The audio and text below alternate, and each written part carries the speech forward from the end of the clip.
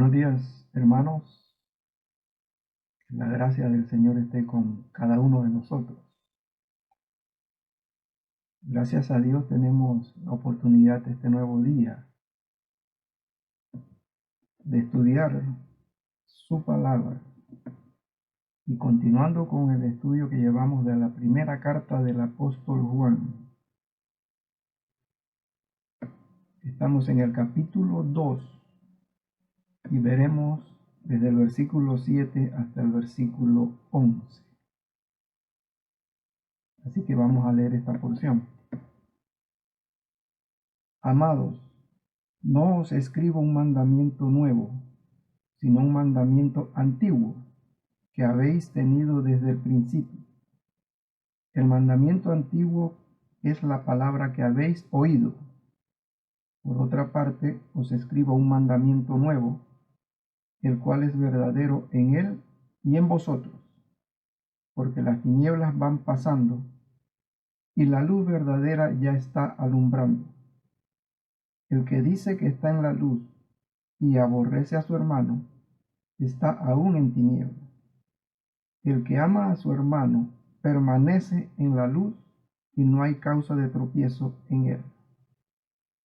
Pero el que aborrece a su hermano está en tinieblas y anda en tinieblas y no sabe a dónde va, porque las tinieblas han cegado sus ojos.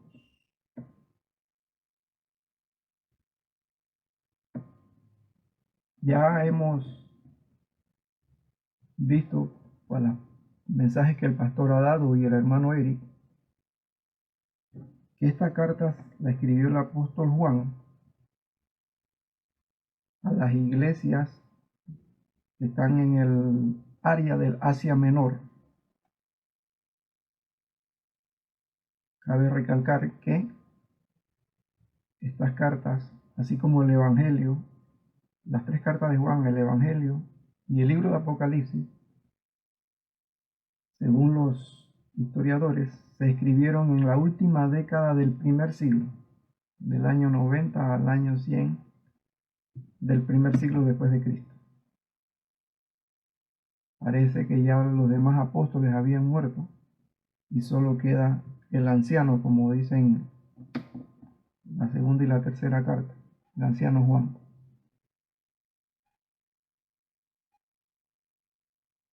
El título que le hemos dado a este mensaje, a este estudio, es El amor fraternal como evidencia. Y aquí vamos a hacer un pequeño resumen de lo que hemos visto hasta ahora en los estudios previos.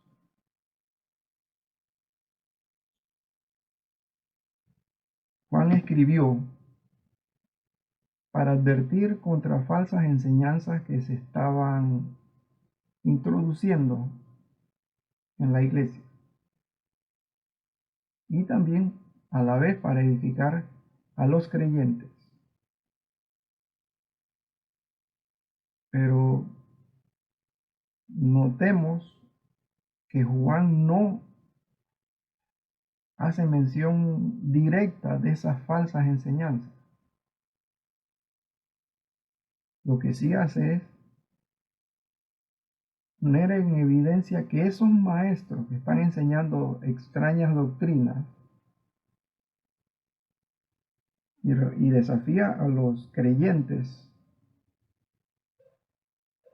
que busquen evidencia de si esos maestros son auténticos.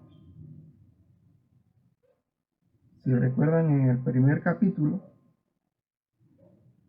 Juan empezó diciendo, si decimos que tenemos comunión con Dios, pero damos evidencia de otra cosa, mentimos.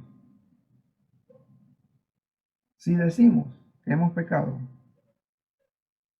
somos mentirosos. Si decimos que conocemos a Dios, entonces debemos guardar sus mandamientos. Y si decimos que permanecemos en Cristo,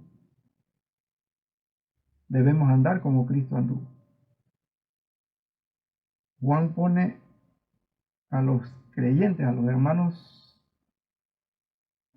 que son sus destinatarios, a que busquen evidencia de qué tan auténticos son esos maestros. Si en verdad están en comunión con Dios, como dicen ser, y las evidencias son visibles. Si es así, deben ser visibles. Y si recordamos lo primero que Juan dice al iniciar este escrito, es poniéndose él como testigo presencial del Hijo de Dios, de lo que Cristo vino a hacer al mundo. Y si Juan ataca la veracidad de estos maestros, por defecto también se está poniendo, bueno, miren mi ejemplo y compárenme con ellos. Porque Juan desde el primer capítulo dice claramente, nuestra comunión es con el Padre y con el Hijo. Juan está diciendo, yo tengo comunión con el Padre y con el Hijo. Y quiero que ustedes tengan comunión con nosotros y verdaderamente esa comunión con el Padre y con el Hijo. Así que si Juan señala a falsos maestros, los que reciben esa palabra de Juan también deben decir, bueno, Juan, ¿y tú tienes ese testimonio? Y Juan está seguro que ellos pueden ver el testimonio suyo, porque Juan era residente de esa área.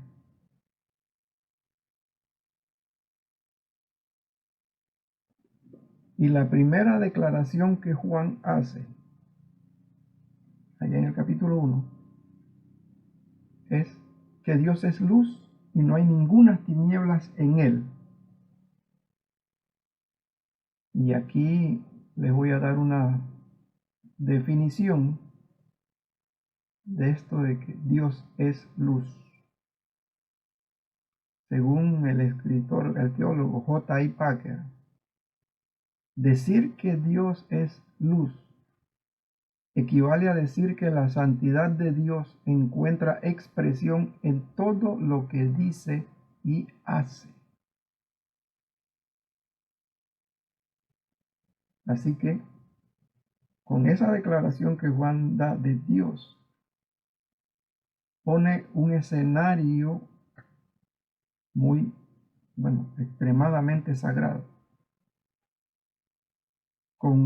Ya el pastor dio una aclaración, que eso de que Dios es luz, habla de la santidad de Dios, de la pureza de Dios, de todas las características sublimes que incluso nuestra mente no puede llegar a comprender. Pero todo lo más elevado, toda la pureza, su santidad, su omnisciencia, todo lo sublime de Dios está incluido en eso. Y si tenemos comunión con Dios, debe reflejarse en nuestras vidas que estamos en esa comunión con Él. Así que eso es lo que Juan pone desde el comienzo. Y el desafío que le hace a sus lectores es a que hagan esa evaluación. El evangelio que él había presentado, así como Pablo, porque Pablo también predicó en área de Éfeso y otras áreas de Asia. El desafío es: comparen la enseñanza de nosotros como testigos de Cristo con aquellos que le están tratando de presentar otra doctrina. Que Juan no pierde mucho tiempo en ponerle nombre a esas enseñanzas porque no lo merecen, pareciera. Bien, en el texto que nos ocupa, que es del versículo 7 al 11 del capítulo 2, Juan presenta otro parámetro para comparar. Como ya leímos el texto, vamos a entrar en materia. Lo primero que Juan hace es llamarlo a sus lectores amados. Otras versiones dicen queridos hermanos. Pero ese término, amados o queridos hermanos, ya está demostrando lo que Juan siente por ellos. Amor. Amados, no os escribo un mandamiento nuevo, sino un mandamiento antiguo que habéis tenido desde el principio. El mandamiento antiguo es la palabra que habéis oído. Por otra parte, os escribo un mandamiento nuevo, el cual es verdadero en él y en vosotros. El amor fraternal, Dios lo dejó plasmado desde el Antiguo Testamento. Ahora, Juan no está hablando de dos mandamientos, uno nuevo y uno antiguo. Es el mismo, solo que tal vez para algunos sea nuevo.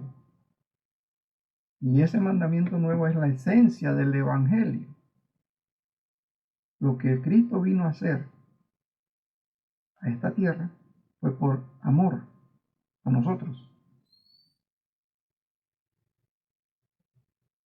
Y el mandamiento antiguo, que es el mismo que el nuevo, solo que con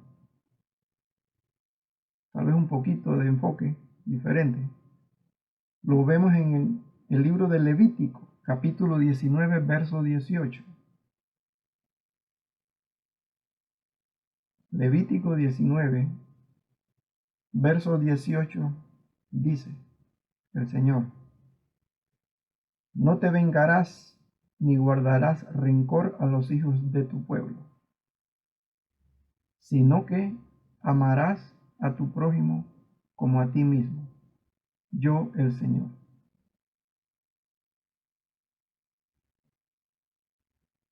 Podemos notar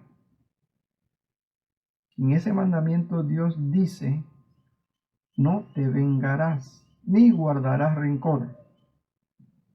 Lo que nos hace pensar es que posiblemente haya algo que produce el deseo de venganza y el guardar rencor. Alguien me hizo algo,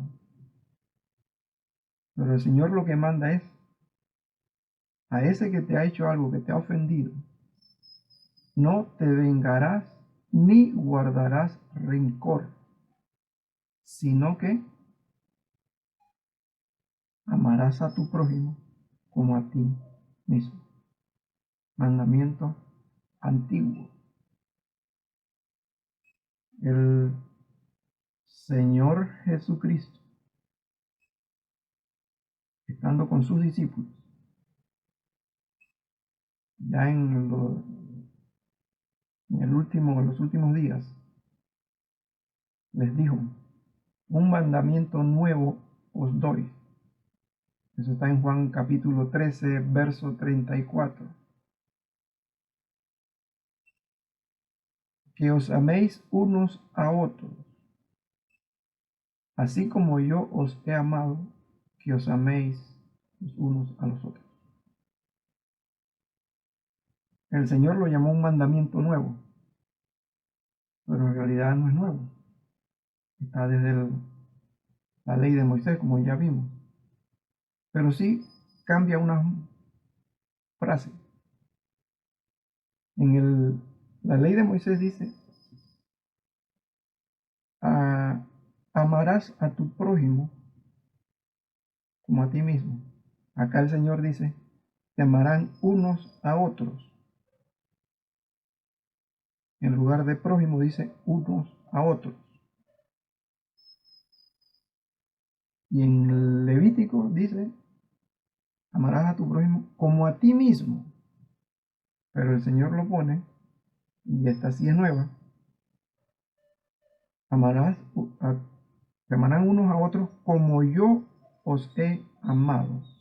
Así se amarán unos a otros. Puede notar que ahora nos pone el nivel de amor que el Señor tiene hacia nosotros, que así debemos amarnos unos a otros. Si pensamos en lo que dice Levítico, Podemos, bueno, puedo soportar un poco al que me ofendió y me armo de paciencia, como se dice, y dejo las cosas así. Pero el Señor nos dice acá a los discípulos y a nosotros, no lo dice así. Amarás a tu prójimo, a ese que te ofendió, lo amarás como yo te amo a ti. ¿Te imaginas? Ese es el nivel que el Señor espera, de amor que tengamos unos a otros. Y esta debe ser, dice Juan, una evidencia para saber si un maestro viene o no viene con la aprobación de Dios. Si tiene ese grado de amor.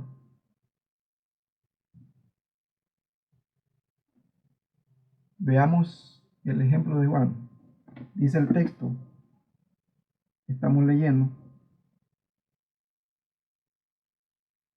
en el verso 8, por otra parte os escribo un mandamiento nuevo, el cual es verdadero en él y en vosotros.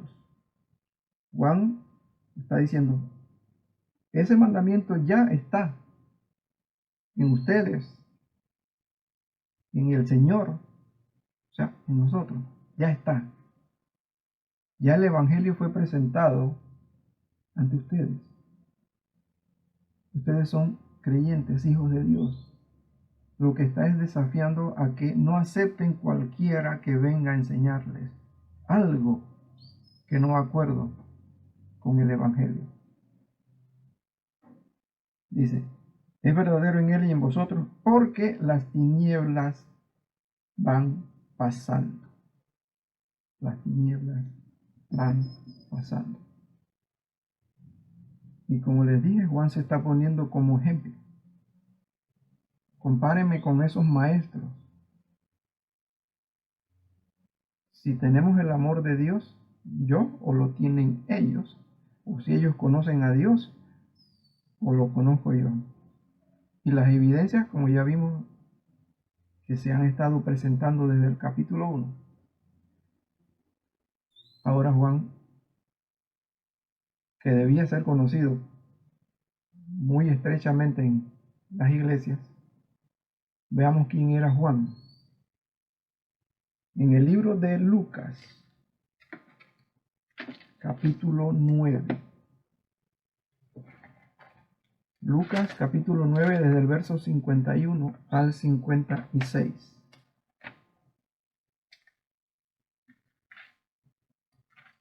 Leemos así. Lucas 9, del 51 al 56. Dice, y sucedió que cuando se cumplían los días de su ascensión, de Cristo, él con determinación afirmó su rostro para ir a Jerusalén, y envió mensajeros delante de él, y ellos fueron y entraron en una aldea de los samaritanos, para hacerle preparativos, pero no le recibieron, porque sabían que había determinado ir a Jerusalén. Al ver esto, sus discípulos, Jacobo y Juan, dijeron, Señor, ¿quieres que mandemos que descienda fuego del cielo y los consuma? Pero él, volviéndose, los reprendió y dijo, vosotros no sabéis de qué espíritu sois, porque el Hijo del Hombre no ha venido para destruir las almas de los hombres, sino para salvarlas. Y se fueron a otra aldea. Note cuánto amor mostró Juan por esos aldeanos de Samaria. Como no quisieron recibir al maestro, Juan le dice al Señor, Juan y Jacobo, Señor, ¿quieres que oremos para que descienda fuego del cielo y los consuma? ¿Qué ofensa habían recibido ellos? Bueno, ofensa para el Señor, no recibieron al Señor. Esta gente hay que desaparecerlos. ¿Cuánto amor puede ver allí? Al grado de que el Señor los reprendió y les dice: ustedes no saben de qué espíritu son. Ese era Juan en los últimos días del ministerio de Cristo, cuando ya iba a hacer su viaje final a Jerusalén. Ese era Juan unos casi 60 años antes de que lo que está escribiendo a la iglesia en la última década del primer siglo.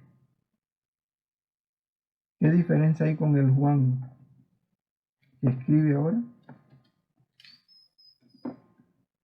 Amados, le escriben: fíjense en mí y fíjense en los maestros que le están tratando de enseñar otra doctrina. El Juan que quería consumir a los que no recibieron al maestro, ahora quiere, o ahora dice acá: las tinieblas van pasando.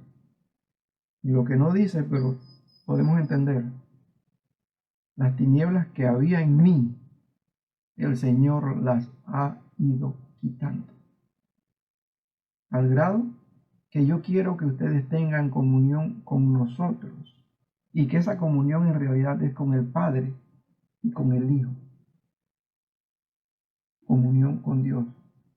Y así como Él pide que busquen evidencia en aquellos maestros, también quiere que sus lectores muestren esas características de conocer a Dios, de tener comunión con Dios, de andar en la luz, de estar unidos a Cristo.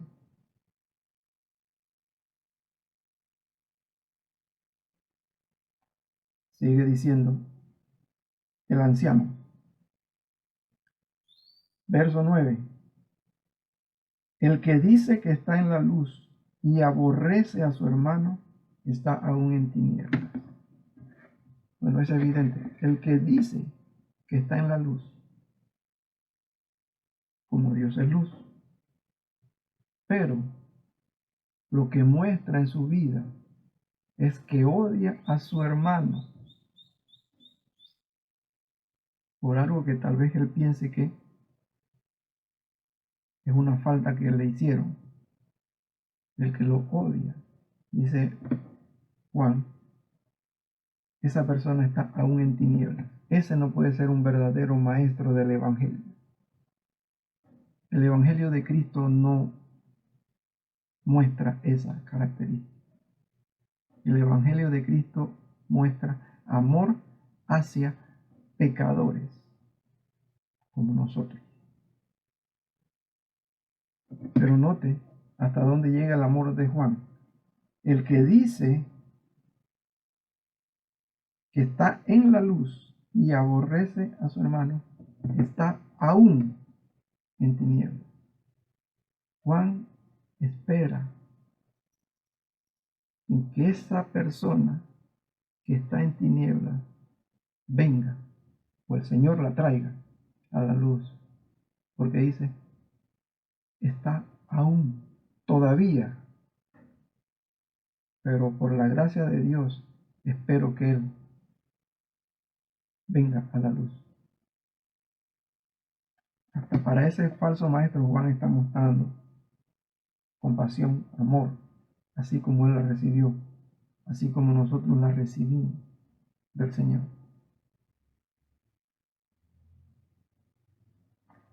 Versículo 10. El que ama a su hermano permanece en la luz y no hay causa de tropiezo en él. Esta es la contraparte de andar en tinieblas. El que ama a su hermano es porque anda en la luz, está en la luz, y en él no hay causa de tropiezo. No hay causa de tropiezo, no se puede equivocar porque anda en la luz. Puede ver a dónde va. Y eso vamos a aclararlo un poquito, de saber a dónde va. Recuerde que el Señor le dijo a Juan allá en Lucas 9, ustedes no saben de qué espíritu son. Si no saben de qué espíritu son, qué espíritu le guía, qué espíritu le están haciendo caso, no saben a dónde van. Pero acá Juan dice, el que está en la luz no puede tropezar. Y la razón es muy sencilla. Estar en la luz significa, como todos los parámetros que Juan mencionó antes, estar en comunión con Dios, conocer a Dios, andar con Dios, como anduvo Noé, Enoc en el Antiguo Testamento. Y si su guía en esta vida, en este mundo, es Dios, ¿qué tropiezo podemos tener? Ese es el Evangelio. Andar en la luz. Pero para andar en la luz no es producto de nuestro esfuerzo, de todo el empeño que le pueda poner para, yo quiero conocer a Dios, yo quiero andar en comunión con Dios, yo quiero andar en la luz, no quiero tropezar, yo quiero guardar sus mandamientos, yo quiero andar como Él anduvo. Y pongo todo el esfuerzo lo ponían los fariseos, así como Pablo menciona en sus cartas. Yo en cuanto a la ley era irreprensible. Mira el nivel de Pablo. Irreprensible en guardar los mandamientos del Antiguo Testamento, la ley de Moisés.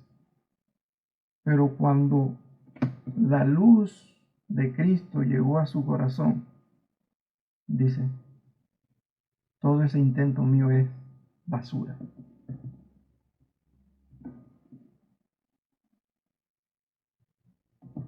Para andar en ese nivel de comunión con Dios, de conocer a Dios, el apóstol Pablo lo dice más claramente. ¿Cómo se puede llegar? Para eso busquemos la carta de Pablo a los Efesios, capítulo 1. Pablo, los Efesios, capítulo 1, verso 15 al 18.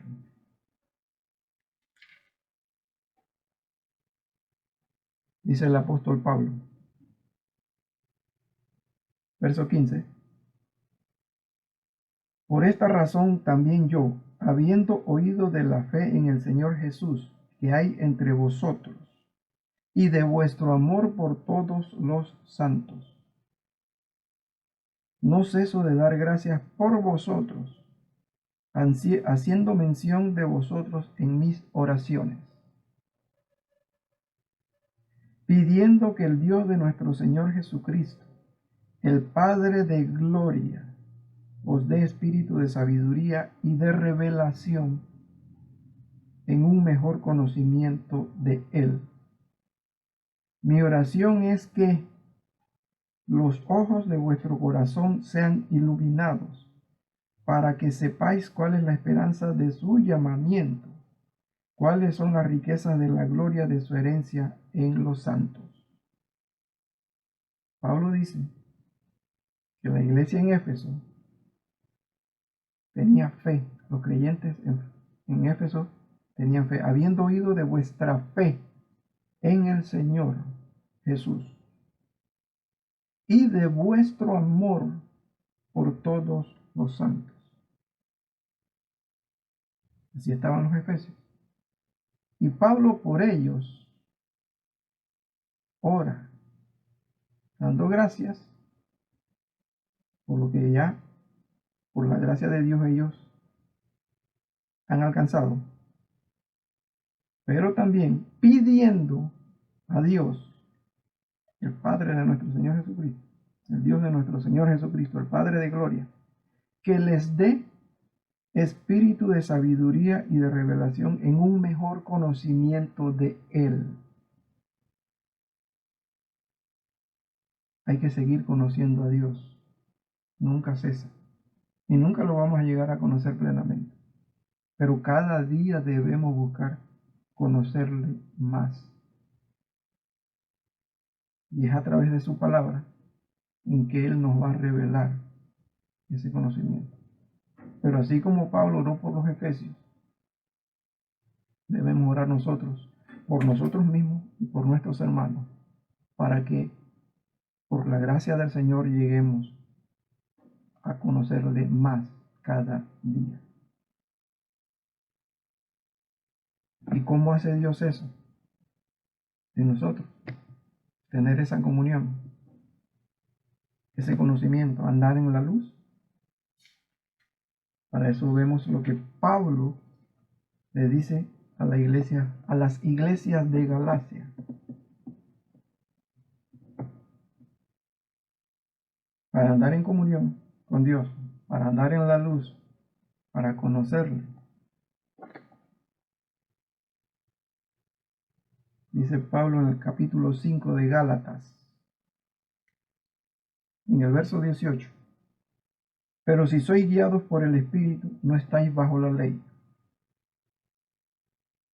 Y manifiestas son las obras de la carne, que son adulterio, fornicación, inmundicia, lascivias, idolatría, hechicerías, enemistades, pleitos, celos, iras, contiendas, disensiones, herejías, envidias, homicidios, borracheras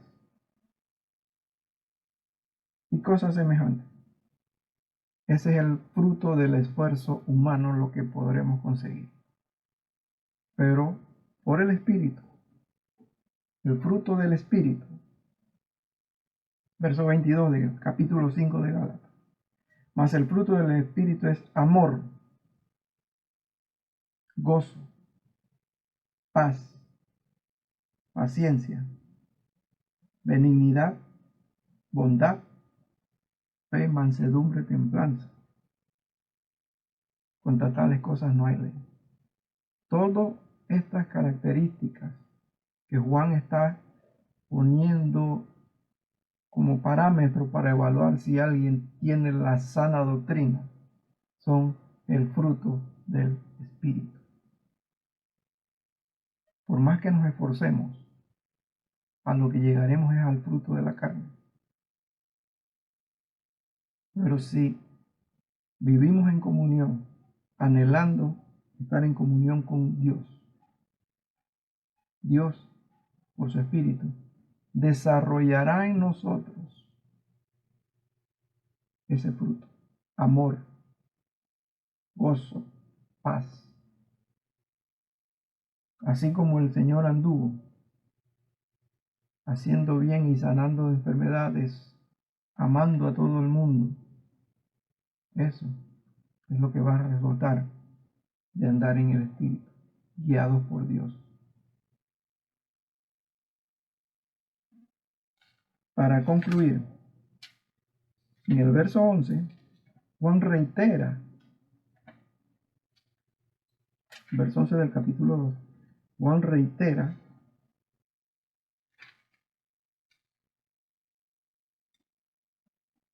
el que odia a su hermano vive y anda en la oscuridad y no sabe a dónde va, porque la oscuridad le ha cegado los ojos. Las tinieblas le han cegado los ojos. Repite lo que ya dijo en la línea inicial. El que aborrece a su hermano está en tinieblas y anda en tinieblas y no sabe a dónde va. No puede saberlo. El conocer a Dios es Dios el que lo permite, como dijo el propio Señor Jesucristo en el Evangelio de Juan. Juan lo registra. Nadie conoce al Hijo sino el Padre, y nadie conoce al Padre sino el Hijo, y aquel a quien el Hijo lo quiera dar a conocer. ¿Queremos conocer a Dios? Cristo nos los da a conocer. No es porque me aprenda la Biblia de memoria que yo lo voy a conocer. Dios usa la Biblia, pero sigue dependiendo de su gracia y misericordia para que podamos conocerle a Él. Para cerrar, quisiera darle una declaración de qué es un cristiano. Según el teólogo J. I. Packer, que le mencioné al inicio. Un cristiano es una persona que acepta la palabra de Dios y vive amparado en ella, con su enseñanza, confía en sus promesas, sigue sus mandamientos. El Dios de la Biblia es su Padre. El Cristo de la Biblia es su Salvador. La palabra de Dios lo ha convencido de pecado y le ha asegurado el perdón. Aspira que su vida toda esté en línea con la palabra de Dios. El pensamiento de que Dios ordena todas sus circunstancias no le trae más que gozo. Esa es una definición que el teólogo J. I. Packer da de quién es un cristiano. Y es bueno que nosotros nos evaluemos. La carta que estamos viendo de Juan, la escritura completa, nos debe llevar a reflexionar en si yo estoy mostrando esas características de un hijo de Dios. Y si no, pues rogar a Dios, arrepentirnos y que Dios tenga misericordia y nos lleve de las tinieblas a su luz. Oremos. Amado Dios y Padre nuestro, gracias por el tiempo que hoy nos has concedido de ver en tu palabra enseñanzas de la buena nueva que Cristo nos ha traído y que por amor a nosotros lo llevó hasta la muerte. Señor, que cada uno de nosotros podamos vernos a la luz de estas escrituras y evaluarnos y someternos cada día más a tu Espíritu.